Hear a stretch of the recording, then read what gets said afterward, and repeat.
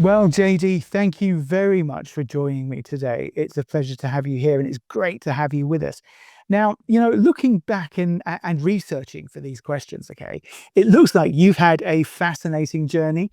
What from joining the Canadian military at just 17 years old, through to becoming an ultra endurance athlete, mentor, firefighter, and author. I don't know how you get the time to do all those things. Let's start right at the beginning, okay? No, my first question to you is, what first drew you to military service at such a young age? What made you want to join up? Yeah, I had my parents divorce at the age of 14, so it was already an unhealthy environment. My parents were just looking for both their own journey, and also I was bullied as a kid. So in childhood, I did not have a lot of friends, and uh, joining the military seemed like the only option. My parents did not have a lot of money set aside. We grew up, I say poor, but now we work with philanthropic ways of poor countries. And so I grew up in the northern part of Quebec, not a lot of opportunities through finances. And so at the age of 17, it seemed like a viable option. I don't regret it at all for what it's worth. Oh no, exactly. I think it's a great reason to join up, isn't it? I mean, really, to give yourself the opportunities and to think about moving forward in your own life, really, especially at that age. So, tell us about the young JD Tremblay. Like before the military. What were you like? You mentioned that you were bullied. I mean, oh wow, what was happening? Yeah, I grew up in the northern part of Quebec, and it was mainly a blue collar village, and so I grew up going on what we call nowadays social media and being a star. I was on television every single night, and I was doing commercials. Wow.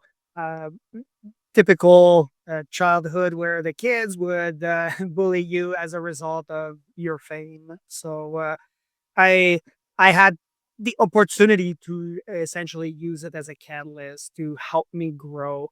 Uh, so instead of using it as a victim mentality that I could have easily just played in that realm, I decided to just use it in terms of how I see the criticism from others and separating from the people that I love, such as my family. Wow. That's amazing. So you were bullied for being successful. I mean, come on. Yeah. It's Essentially. crazy. I was Yeah. making money. It was different way of making money as a kid. I was on TV. Back in the days, we have to look at it too, that there was no social media, Facebook, TikTok, all of these platforms did not exist. Mm. So even in my house, we had four channel for TV, which is what the majority of people would have. And I was on TV at least once a night at minimum. So people would see me every single night when directing the news or when you're seeing commercials. And it would be for all sorts of companies. Yeah. Wow. Oh, honestly, you just can't win sometimes, can you? I mean, so what you thought then is to kind of take your life into your own hands, but also give yourself up to military life, right? So, I mean, what appealed to you about doing that at the age of 17 then? I mean, was it like you say, because really you were, I guess, emotionally strong at that time, and so yeah, you go for it, whereas most normal 17-year-olds just wouldn't know where to look, really. Well, this I did not know what to do in school, and it did not really seem to me appealing to spend a lot of money on some form of education that I did not even know what I wanted either way. My parents were looking both for their own journey, and so they were not there to advise me in that sense. And so military just seemed like the viable option. And then there was this idea in the civilian. I thought that military would give you a military uniform and then they would cook your brain and give you discipline automatically. And I discovered that they don't. They give you a structure, they give you systems. If you follow the structure, if you follow these systems, which now I do use in my life, then and only then the byproduct would become discipline. Perfect. I was going to ask you about that because, at the end of the day, does discipline come from knowledge or does it come from following a system or does it come from an innate thing? I mean, there's a bit of all of those parts in there, isn't it now, right? But I mean, looking back at all that, which of those lessons then do you think are the biggest ones that still shape who you are today? Because, like you say, it must be something along the lines of following a system to create discipline. For sure. Definitely, the military just gives you somewhat of a blank card. They give you these rules of engagement, or they give you a structure and a system, and then they give you the mission. And then within these parameters, then you just have to go from point A to point B and just get the job done. So now I get to use this framework even in my life today, where we have. I had to do the EpicDeca. I wanted to get from point A to point B. I created this plan and this strategy, and I implemented it. Definitely. Wow, yeah, and this is what we're going to get to now because I mean, you've got to have a plan, you've got to have some sort of strategy to be an elite athlete like that, a mentor, an author, and a volunteer firefighter. I mean, come on. I mean, did you always see yourself heading in the direction of either of those sort of occupations or things, really? Yeah, definitely. As a young age, I believe 4 years old. I was already we grew up again in a poor environment, but we still had a pool in the backyard. And my parents, um, times were different in the in the 90s. Yeah. The economy was much different. So we I was diving in the water, and one time I saw my brother had his a floaty pulled to the surface, and he did not know how to swim, so I immediately jumped into emergency gear, and then I saved his life. And that happened multiple times. That I saved other individuals' lives, and so I already wanted to be of service to others, and I already knew that it was in the medical field.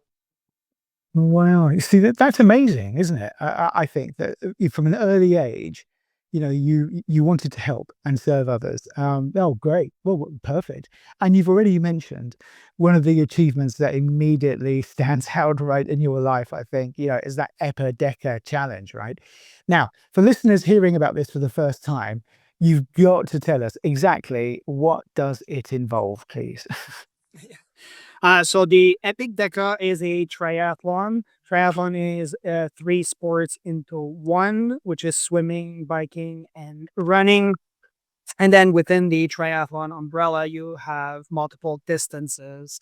And then some listeners might have seen it in the Olympics. So that's one of those distance in triathlon. One of those distance is called the Ironman-distance, which in the imperial system or for the US is 2.4 miles of swimming, 112 miles of cycling, and then you follow it up with a full marathon. And then you have to do this all in one day. For the Ironman, the full Ironman distance, you have to do it in 17 hours. But for us during that particular event, we had 24 hours from the start of the first Ironman to finish distance, to finish it, and also to get to the next island. And so we did 10 Ironman distances in 10 days, of 10 consecutive days over 6 Hawaiian island, and that equates to 1,406 miles of swimming, biking, and running. And you just say it, it just rolls off your tongue as if it's nothing. You're right. But most people, they struggle to understand what one Ironman can do to somebody, right? And I mean, and you completed 10 in 10 consecutive days, as you said. I mean, first of all, that must have taken some serious planning. I mean, in order to be able to move around. Did you have to move from island to island independently or were you shuttled around? We had a team. So I had to pick my team, pay for their lodging, pay for everything about the crew had to be covered by the athlete. And we were four people in the crew and also me, so five in total. And then I split them into um, two teams. So one team would be on day one, and then the other team would be resting or as much as they can, and then they would be altering between the teams between Oh, days. Yep.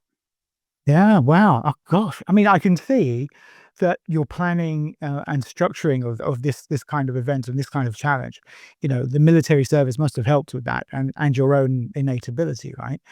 But I mean, what made you take on such an enormous challenge like the EpicDeca? I mean, how? Why? How? Yeah, yeah. I wanted to be a lot different. I saw an opportunity a few months before the Epic Deca. One guy got injured, and he was one of the 10 that was registered for this particular event. Now, it never happened in the history.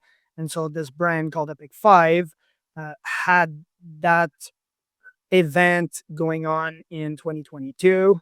And when the guy, Joe Jave, wrote on his Facebook, a platform that I was following, he said, I am not going to be doing the Epic Deca because I got injured, hit by a car, and I just decided to buy his registration and be one of those 10 people that would be involved in that race. So 10 people registered, only six showed up on the start line, and only three finished in the world. Wow, that is amazing. I mean, that's really lucky that you managed to get onto it, right? But I guess you'd been following the guy, so you knew what you were getting into, I suppose. I mean, when you're doing this, there must have been a moment where you really did think that you just couldn't do it anymore. You just can't finish it. I mean, how did that feel? I was ready to do anything that was in my power and within my variables to ensure that I would complete the Epic Deca. So even financially, I put myself in a position that I could not quit. So I eventually ended up selling my house so that I can pay for the finances of this particular race. So I understood that I had nowhere else to go to if I decided to quit. And there was that particular moment on the night of the third Ironman where my crew chief sat with me and said, "Your timing, uh, based on your previous days, you are not going to finish. We did the math, and you're not going to finish." And I said, "Well, I am going to finish at the Epic Deca." And she said, "Well, we made an arrangement with the organizer that you could maybe jump with the Epic 5 and do some other." And I just cut her off. I said, it's written in my plan. I wrote 29 pages in my strategy plan. This is exactly how it's going to go. I said that I would not quit. And you are there to just implement the strategy plan, not question it or find some alternatives. I am not here for the Epic 5. I am here for the Epic Deca. I am here for the mission, which is this form of military mentality. And then Mm. I created it by a system because I use the all of everything that I learned even in university as an engineer to again create this plan and look at all of the variables in this form of life equation, and then I just went for it. And I finished on that day. My legs were really tight on that particular day. I remember because it was my birthday on the next day, and we only had less than half an hour of sleep because I did finish, but I had to take my plane immediately after. So as I got in from the run, so I'd done the swim, the bike, and then finally the run. We had to clear the hotel real quick and then just go straight to the airport. And when I got to the airport, my uh, Sarah, that was in my team, just noticed that I could barely walk. So she put me into one of those wheelchair at the airport, and now someone had stolen my pants. And so I'm in my underwear. I'm hurrying up. I'm in a girl's hoodie, and my face is all burned up. People are wishing me happy birthday because it turns out that it was the day of my birthday. And then they're pushing me through an airport. Uh, it was a memorable birthday. That's for sure. But my function. So I recovered until the next island. And when I got to the next island, the crew chief, we got in the rental vehicle, and she said, "I understand the plan. I understand you're not going to quit." And from that day, she did not question any of what I said. And then she gave me my bag, and she said, "In 20 minutes, you're restarting." So, Well, there you go. 20 minutes. Yeah, great. So you arrive, and then 20 minutes later, oh my right, God. solid recovery. Yeah.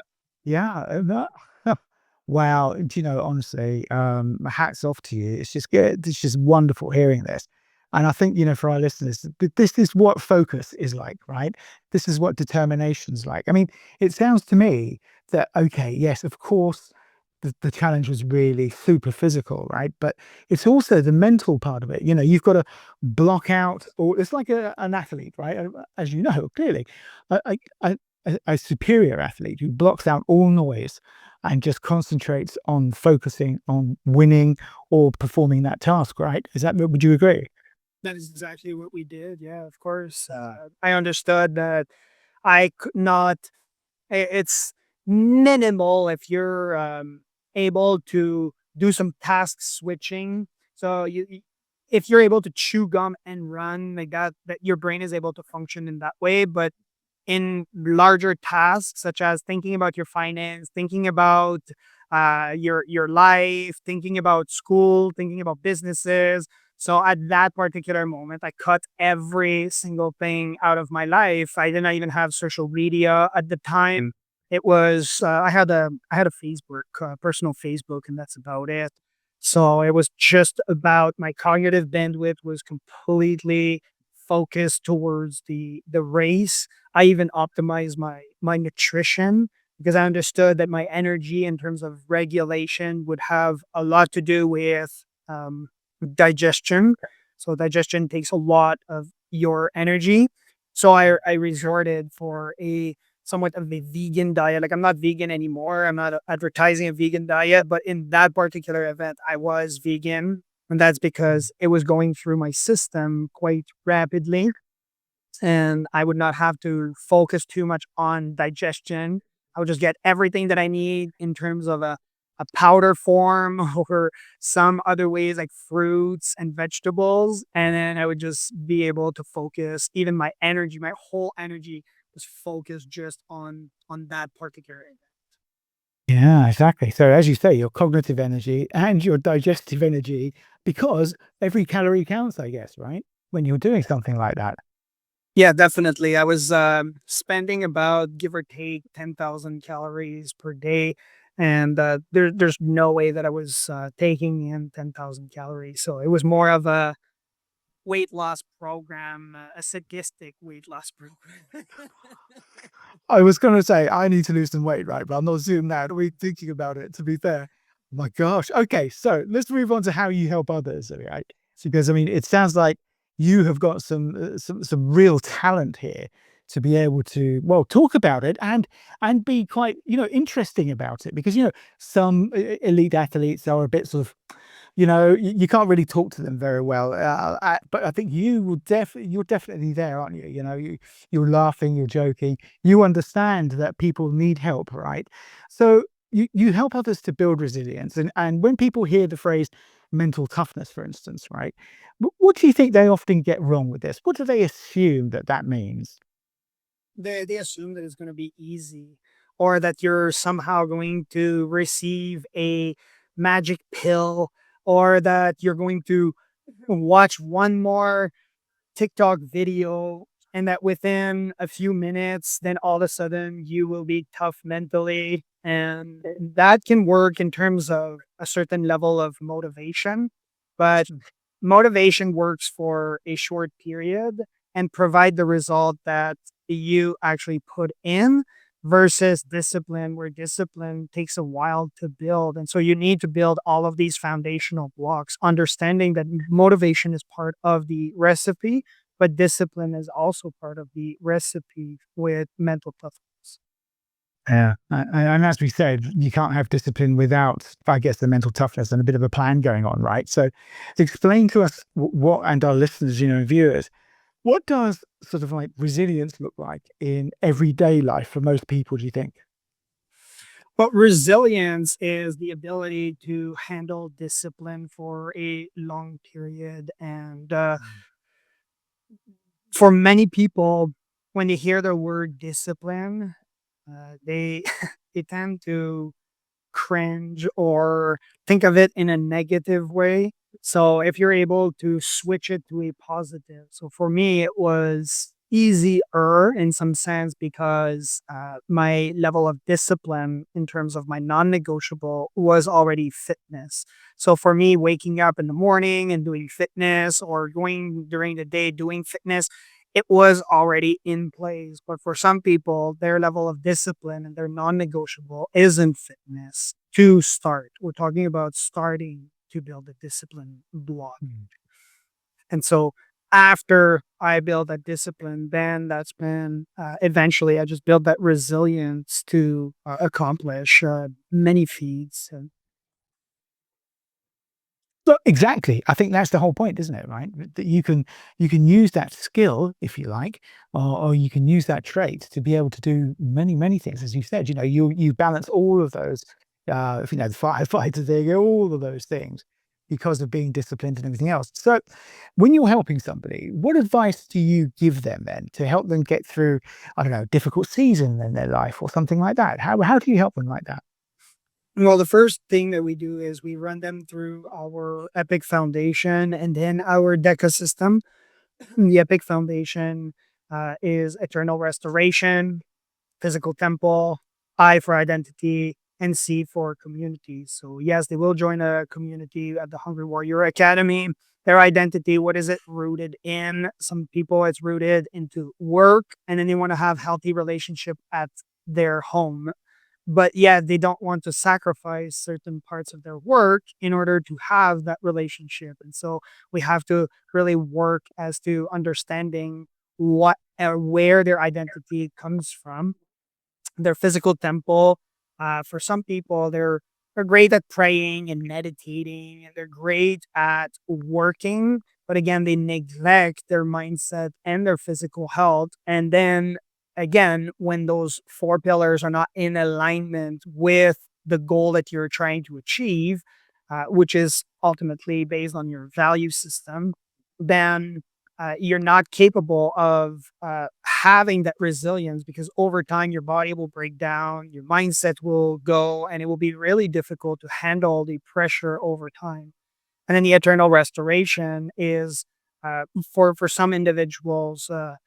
They thought that attending church or wearing a certain type of clothes because of their parents, then going to some form of church ceremony, then they were ultimately having this form of relationship with, or because I'm Christian and this is a Christian organization, a relationship with God, essentially, which everybody, regardless of their faith, has to believe in some form of entity that is outside of them that controls all of the variables. Because even when we look at the EpicDeca, for me, physically and mentally, I was able to control a lot of variables, but there were variables that were outside of my control, and those were given to, well, for me, God, but for some people, who are they given to in times of need? And if there's a storm, do you even have a relationship with God? And so, really putting your values before your goal would make sense. And so, that would be the first step that we take in clients.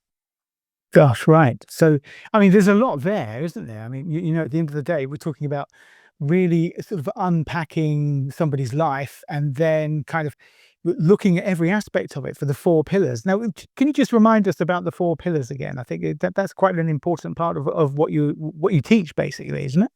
For sure. So it's based on the EpicDeca. And so DECA is our system, and Epic is our foundational block.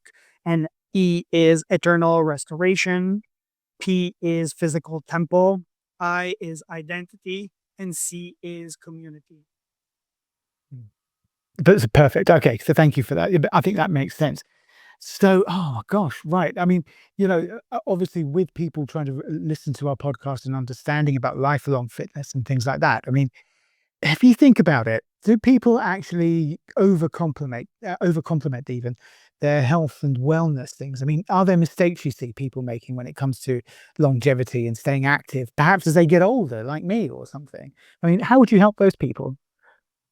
Well, definitely, it's an overload that a lot of people are doing, whether it's on the physical side of things. So we've seen it. If I look at the data, which many people have noticed, but maybe some of the listeners haven't, so I'll touch on it. During the COVID period, a lot of people and a lot of athletes will just take one group of individual and that statistic athletes, the athlete numbers increase or decrease depending on how they need to bring down or bring up their numbers, has significantly improved as a result of them slowing down, therefore proving that for the majority of athletes, they were over doing it even in the gym. And so that's for the majority of people. We are overstressed by a lot of noise. We are not placing our attention where it needs to be. And then when you're saying about overcomplicating things, I had a client this week, and he said, do you think that I should buy different types of shirts? Because I've heard that linen has a different frequency and is going.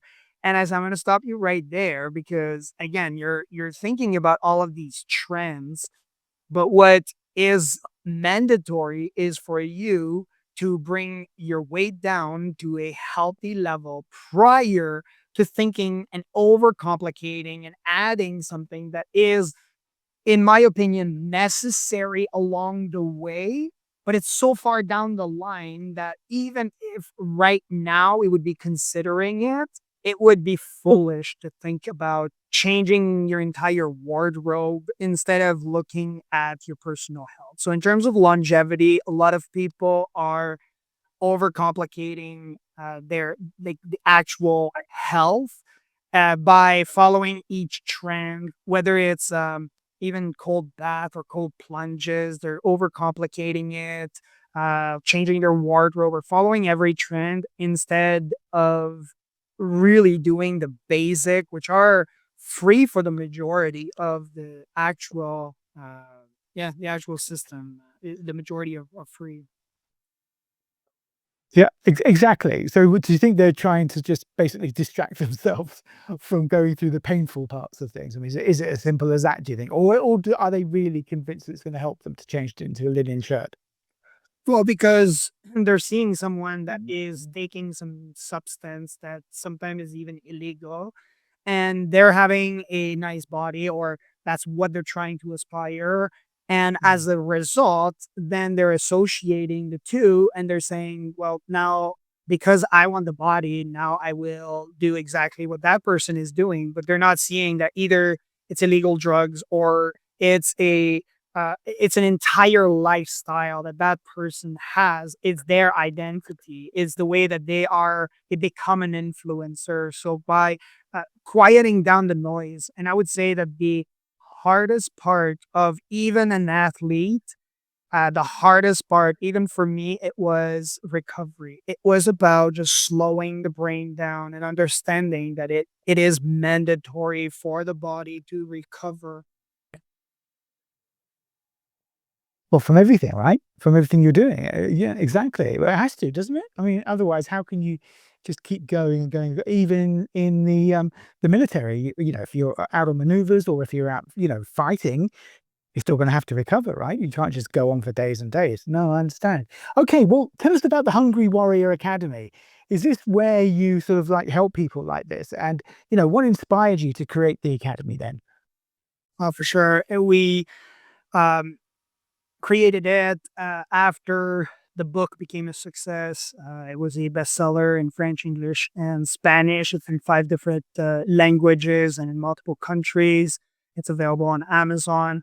And that's because a lot of people were asking me, how did you do this? And apparently, the answer is not, it was easy or it's natural for me. And so I needed to put a plan on paper, and then a lot of people, again, followed that system, received a lot of result, and then wanted more. And so we created the Hungry Warrior Academy, which has online courses, online sessions, and then we have some workshops as well.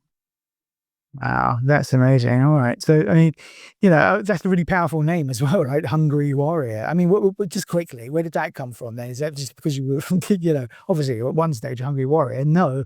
But what does that, you're not talking about being physically hungry for food, are you? You're talking about fighting. You're talking about wanting a goal. Is that it? Yeah, exactly. It stemmed from the story of David and Goliath, which most people, Christian or not, understand the concept. David was fighting against a giant that everybody in the army thought was impossible to beat. And David had some brothers, and he was delivering some food to his brothers.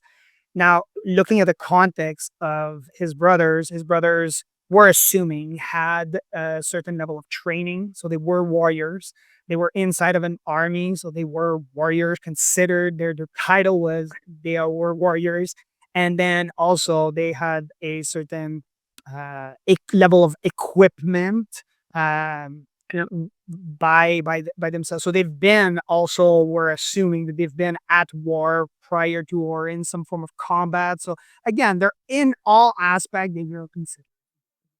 But when we look at the person that was really hungry to please God, the person that was really willing to sacrifice even his life for the well-being of the entire nation, it was a shepherd. So it was not necessarily the person that was the fittest or the person that had the most money. And that time, shepherds were the lowest level of society. It was the person that had the heart for a transformation, the heart to really please that being that we call God. And so, without any armor, or he went back to his training, and he was, as we can read between the lines, obviously, is that he was the hungry warrior versus his brothers who were simple warriors. Right. Yeah. It's like saying, I think there's a thing about bravery, isn't there, as well? Like bravery, if you're, I don't know, in the military or something and you're ordered to do something and it seems like it's bravery, that's not necessarily bravery. Bravery is doing something that you're not ordered to do to save somebody, right? I don't know whether you know what I'm talking about there, but I Yeah, see you bravery the is hunger. for sure. Bravery Yeah. is to do something even if you don't have fear. So you're not going to have the fear, but you're going to do it.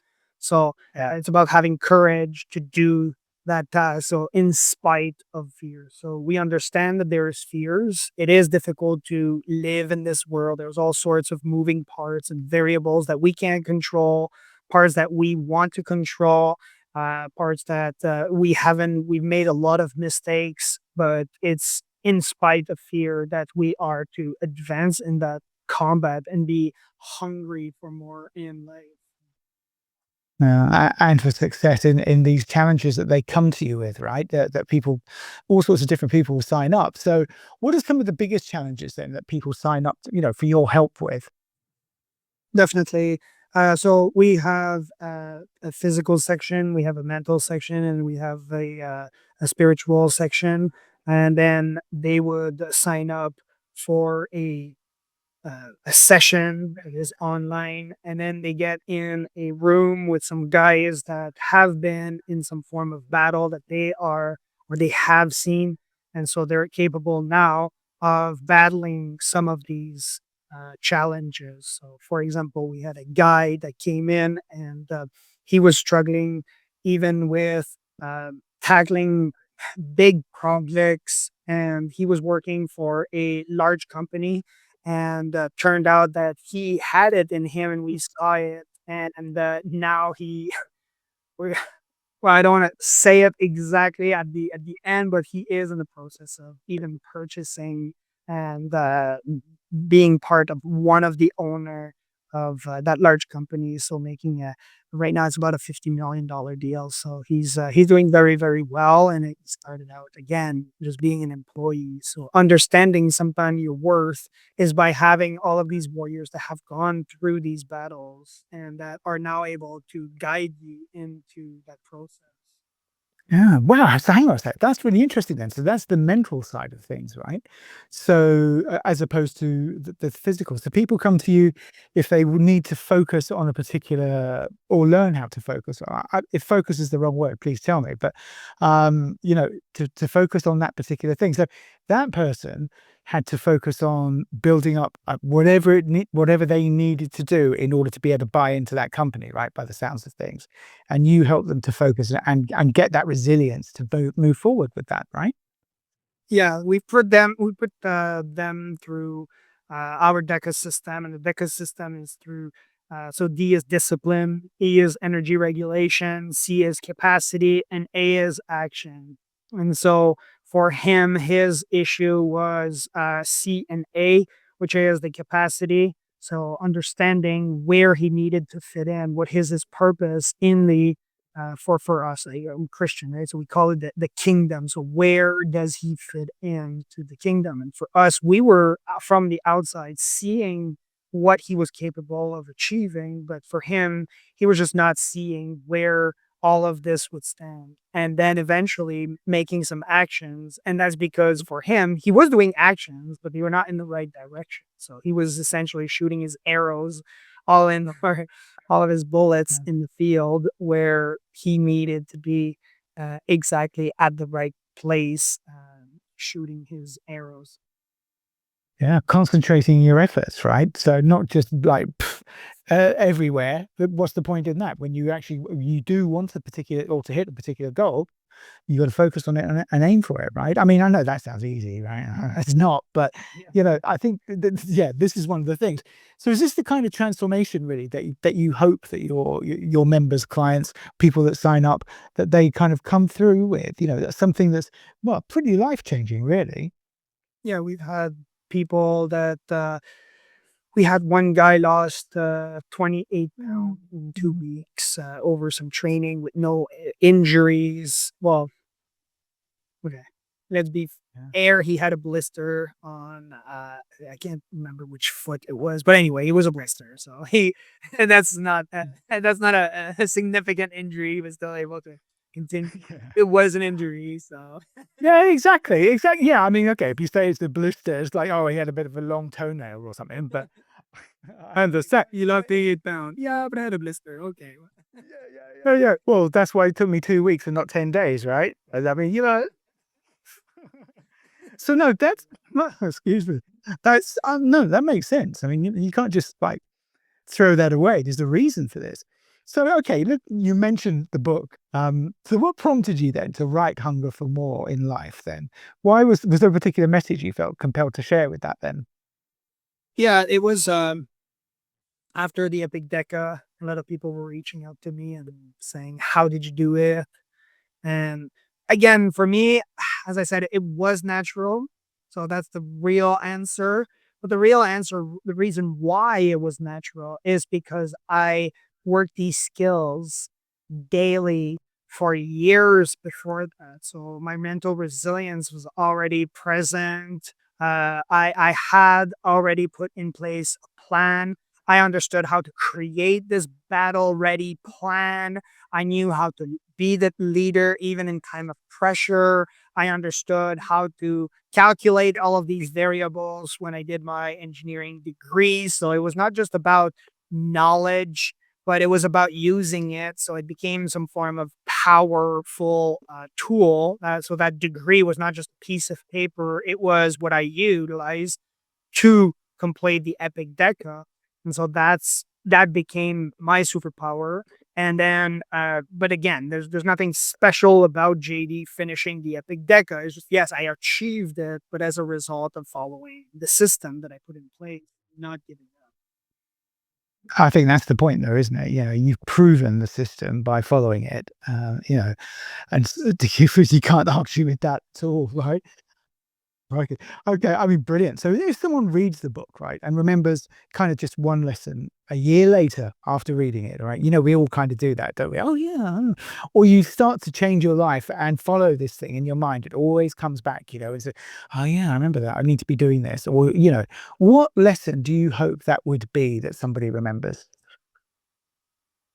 Well, definitely that we have limiting beliefs that fall far shorter than what our actual goals are capable being achieved.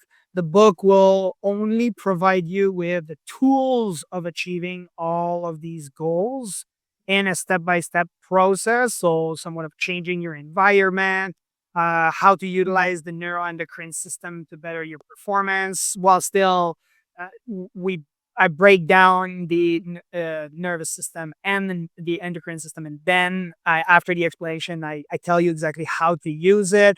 But again, it's up to you to put those actions behind it. And so those would be the two factor that I would love to that readers and you don't have to be an ultra triathlete to read the book. It's for everybody. All of these tools are for everyone to use. Discipline is can be utilized in your marriage as much as your business. Yeah, totally. And I think, that's a really good point because again, people just don't realize. I mean, how long I don't realize. I think we all take it for granted that, yes, okay, oh, yeah, we're going to go and, as you said, watch some influencer tell us about this or that or the other. Or, but at the end of the day, these are tools and it all comes down up here, doesn't it? Right. So your mental resilience to be able to follow through on the plan that you really do want to put forward, right? We could all give up. We can all stop doing our, epic decas, can't we? After day one and 15 minutes, but not after you've invested so much time in it, so much time and energy. If you can change the variables, right? Obviously, if you injure yourself, then you might be out of it. But I mean, unfortunately, this is JD. We're just starting to run out of time here, which is really upsetting because I'm loving this conversation. But after everything that you've achieved so far, after everything that you've overcome from your childhood, after everything that you've experienced, are you done now, or are you still hungry for something else? Yeah, definitely. It's just a different table. Yeah. Right now, we are building Hungry Warrior Academy. We have cohorts starting with online sessions, and we do have some workshop placed throughout the year. And then we have a philanthropic side. So we are right now in 5 different countries, providing for thousands of children. So we've given houses away.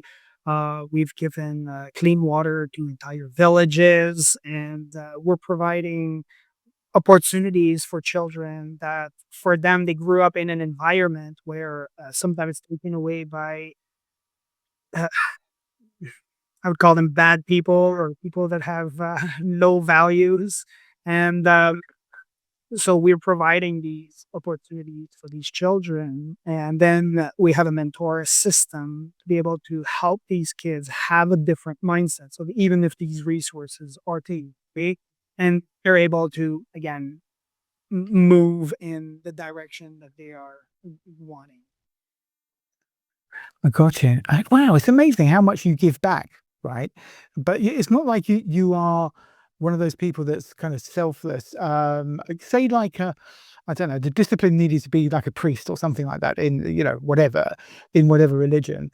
Where you have to focus on that and you are giving back at the same time. But you've done a lot for yourself, right? So it's not like you are just giving away all of yourself because you do you succeed for your own benefit as well. So incredible stuff, really, JD, honestly. So where can listeners and viewers find out more about your work and connect with you online, your socials, that sort of stuff? For sure. We're on all social media and they can reach out to us at hungrywarrioracademy.com. hungrywarrioracademy.com. Brilliant. Now, before we close off, I always ask people, is there anything that I have missed asking you that you think is super important? Because I would hate to close this off without you telling me something super important that I forgot to ask. So, is there anything else that people should know that I haven't asked? No, there's nothing that I see that you haven't asked. As I really appreciate your concern, Chris.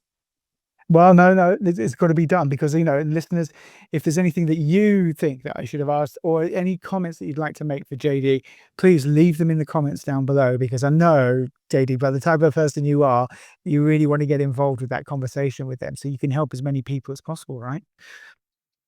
Definitely. Yeah, absolutely. Well, listen, JD, thank you so much for joining me today. I have super enjoyed this conversation and hearing more about all of your journey through your life, your approach to, well, resilience, right? And what continues to drive you forward. I mean, it's amazing what you've done, honestly. And it's been a pleasure speaking with you. I mean, there's me telling you it's amazing what you've done, whatever my opinion counts for. All right. But you have done it. So there we go. JD Tremblay, thank you again very much for your time. And just one more time, what's your website address? hungrywarrioracademy.com. Perfect. I hope that we speak again, JD. In the meantime, have a great rest of your day and I'll speak to you again soon. If you enjoyed this conversation, you can watch more author conversations here.